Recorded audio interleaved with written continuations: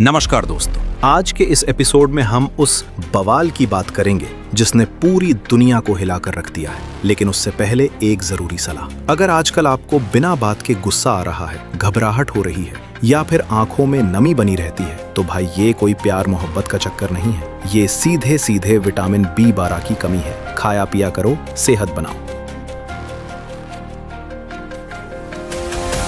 क्योंकि जो खबरें मैं आज सुनाने वाला हूं, उन्हें सुनने के लिए तगड़ा जिगर चाहिए। चलिए शुरू करते हैं। दोस्तों, धुरंधर द रिवेंज रिलीज हो गई है। लोग इसे देखकर दो गुटों में बंट गए हैं। कोई कह रहा है मजा आ गया, तो कोई अक्षय खन्ना को ढूंढ रहा है। लेकिन भाई, रणवीर सिंह के लिए तालियां बजनी चाहिए। अब वो वक्त गया जब हम उनके कपड़ों का मजाक उड़ाते थे। अब तो उनकी एक्टिंग ही बोलती है। वैसे फिल्म का रन टाइम 3 घंटे 55 मिनट है, तो अगर आप नाइट शो देखने जा रहे हैं तो डिनर दबा के खा लें और सुसु पॉट घर से करके जाएं, वरना फिल्म खत्म होने तक बाहर ब्रेकफास्ट का टाइम हो जाएगा।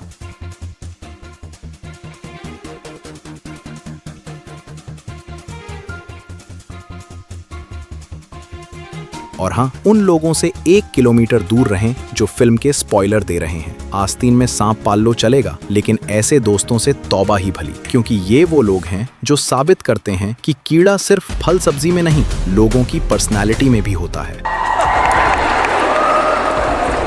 अब फिल्मों से हटकर हकीकत की बात करें तो धुरंधर 2 में एक सिलेंडर ब्लास्ट का सीन है जिसे लोग पीक डिटेलिंग कह रहे हैं। भाई, डिटेलिंग तो होगी ही, क्योंकि इंडिया इस वक्त असलियत में LPG क्राइसिस से जूझ रहा है। महंगाई का आलम यह है कि मोमोज वालों ने भी पर प्लेट 20 रुपए बढ़ा दिए हैं। और इन सब का क्रेडिट जाता है हमारे ट्रंप चाचा को, जो दुनिया के पहले ऐसे राष्ट्रपति बन गए हैं जिन्होंने अपने देश के साथ साथ पूरी दुनिया में महंगाई का मीटर फाड़ दिया है। महंगाई से थोड़ा सुकून चाहिए तो नॉर्थ कोरिया की खबरें सुन लीजिए। वहां किम जोंग उन ने 2026 का चुनाव 99.93% वोटों से जीत लिया है।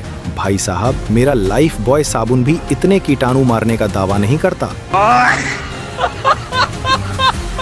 जितने भाई को वोट मिल गए हैं। बस मुझे उन 0.07% लोगों की चिंता है जिन्होंने वोट नहीं दिया। पता नहीं वो अभी इस दुनिया में हैं भी या नहीं। इधर US इंटेलिजेंस की तुलसी गबाट कह रही हैं कि पाकिस्तान के न्यूक्लियर हथियार अमेरिका के लिए खतरा हैं। मैडम, आप चिल मारो। हम उनके पड़ोसी हैं और हमें पता है कि ये लोग ज्यादा से ज्यादा 6-0 वाली फेक न्यूज फैला सकते हैं, या फिर बुमराह को 1 छक्का मारने के बाद उस पर डॉक्यूमेंट्री बना सकते हैं। इससे ज्यादा ये कुछ नहीं उखाड़ पाएंगे। डॉक्यूमेंट्री से याद आया, इंडिया T20 वर्ल्ड कप जीत गई, लेकिन उसके बाद कप्तान सूर्य कुमार यादव ने जो इंटरव्यू दिया, उसने पुराने जख्म हरे कर दिए। सूर्या भाई कह रहे हैं कि उन्हें ODI फॉर्मेट कभी समझ ही नहीं आया। भाई साहब, अगर यही बात आपने 18 नवंबर 2023 को रोहित शर्मा को बता दी होती तो करोड़ों भारतीयों का वो वर्ल्ड कप वाला ट्रॉमा बच जाता। खैर, अब तो मार्च अप्रैल का महीना आ गया है, यानी IPL का सीजन। अंग्रेजों ने तो देश को 1947 में सिर्फ एक बार बांटा था, लेकिन IPL हमें हर साल बांटता है। सारा भाईचारा खत्म और फैन वॉर शुरू। इस बार ईशान किशन हैदराबाद के कप्तान बने हैं क्योंकि पैट कमिंस इंजर्ड हैं। आपने नोटिस किया? जब से कमिंस ने 19 नवंबर को भारतीयों का दिल तोड़ा है, उसका टाइम खराब चल रहा है। T20 वर्ल्ड कप हारा, IPL फाइनल हारा और WTC फाइनल भी हार गया। सही कहा है किसी ने, जिसने इंडियन फैंस को सताया उसने रिक्शा चलाया।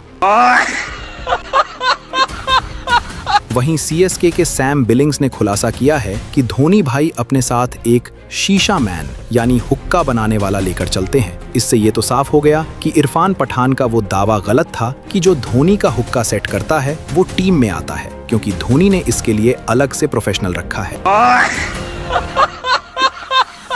अब बात करते हैं ग्लोबल पॉलिटिक्स की, जहां डोनाल्ड ट्रंप पूरी तरह फंस चुके हैं। अमेरिका में इनके लिए एक शब्द इस्तेमाल होता है, टाको, यानी ट्रंप ऑलवेज चिकन्स आउट। ये बनता डिप्लोमेसी से नहीं, मूड स्विंग से चलता है। कभी पाकिस्तान को डांटेंगे तो कभी उनके जनरल को व्हाइट हाउस में बिरयानी खिलाएंगे। ट्रंप ने ईरान के स्कूल पर हमला किया जहां 160 बच्चियां मारी गईं, और जब पोल खुली तो पता चला कि वो मिसाइल सिर्फ अमेरिका के पास है। ट्रंप ने सोचा था कि ईरान की जनता बगावत कर देगी, लेकिन वहां ऐसा कुछ नहीं हुआ। ईरान ने अपना मिसाइल प्रोग्राम इतना तगड़ा बनाया है कि दुनिया की 2 सुपर पावर उसे हिला नहीं पाई। ईरान ने कतर की उस गैस फील्ड पर हमला कर दिया है जो दुनिया की 40% गैस सप्लाई करती है। इसका सीधा मतलब है कि आने वाले समय में तेल और गैस के दाम बढ़ेंगे और आपकी जेब फटेगी।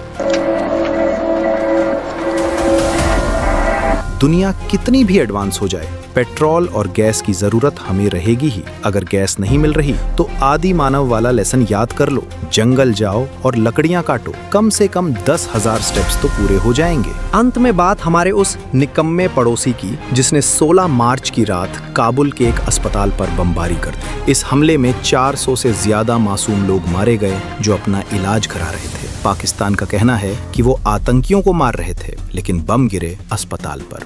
इस हमले के बाद अफगानिस्तान के लोग और क्रिकेट स्टार्स जैसे राशिद खान और मोहम्मद नबी बेहद गुस्से में हैं। राशिद खान ने साफ कहा है कि अस्पतालों पर हमला करना एक युद्ध अपराध है। पाकिस्तान इस वक्त चारों तरफ से घिरा है, एक तरफ भारत और दूसरी तरफ अफगानिस्तान। अफगान तालिबान ने अपनी फौज बॉर्डर पर एक्टिव कर दी है और दावा किया है कि उन्होंने पाकिस्तान की 17 चौकियों पर कब्जा कर लिया है। तालिबान अब पाकिस्तान को अंदर से खोखला करने के लिए 1000 कट्स की नीति अपना रहा है। पाकिस्तान ने आग से खेल तो शुरू कर दिया है, अब देखना ये है कि वो खुद कहां तक चलेगा। तो दोस्तों, ये था आज का पूरा लेखा जोखा। वीडियो अच्छी लगी हो तो शेयर करें, चैनल को सब्सक्राइब करें। मिलते हैं अगले एपिसोड में। जय हिंद।